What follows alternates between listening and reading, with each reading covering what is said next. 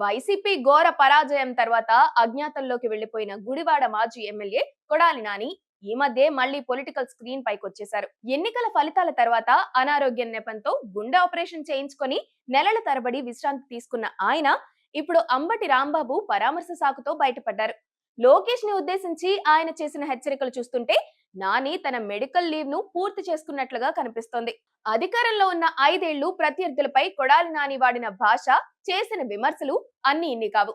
Telugu Desam party అధినేతలను వ్యక్తిగతంగా దూషించడంలో ఆయన శైలి అప్పట్లో పెను సంచలనం.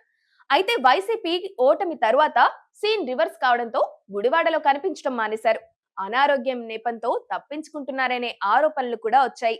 అయినా అనారోగ్యం కారణంతోనే టీడీపీ ప్రభుత్వం కూడా ఇంతకాలం వేచి చూసే ధోరణి అవలంబించింది. కానీ ఇప్పుడు పరిస్థితి మారిపోయింది. కొడాలి నాని మళ్లీ మైకులు ముందుకొచ్చి జగన్ సీఎం అవుతారు, లోకేష్ కే రిస్క్ అంటూ సవాళ్లు విసరడం ప్రారంభించడంతో ఆయన పూర్తి ఆరోగ్యవంతుడు అయ్యారని టీడీపీ శ్రేణులు భావిస్తున్నాయి. గతంలో లాగా బూతుల పురాణం ఎత్తుకోకపోయినా ఆయన గొంతులో పాత హెచ్చరికల ధోరణి మళ్లీ కనిపిస్తుంది.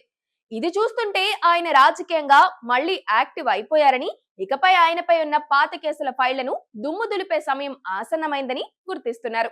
నాని తన మెడికల్ షీల్డ్ ను పక్కన పెట్టి మళ్లీ సవాలు విసురుతుండటంతో కూటమి ప్రభుత్వం ఇక ఉపేక్షించేలా కనిపించడం లేదు.